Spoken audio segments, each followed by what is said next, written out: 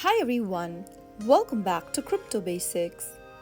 In today's episode, we will be learning how to change theme on your Delta application powered by eToro.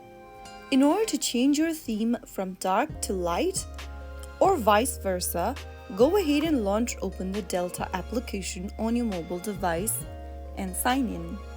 Once you're inside the home page, click on the hamburger menu at the top left corner. Now, click on the settings button and then tap on the sun icon at the top left corner. Soon after you do that, you will be able to see that you have successfully changed your dark theme into white. If you want to change your white theme into dark, tap on the same button at the top and that's it. That is how you can easily change your theme on Delta. I hope the tutorial was helpful to you. If it was, go ahead and give us a thumbs up. Don't forget to subscribe to the channel by hitting the subscribe button.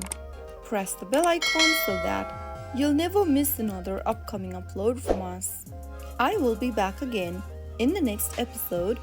Thank you for watching.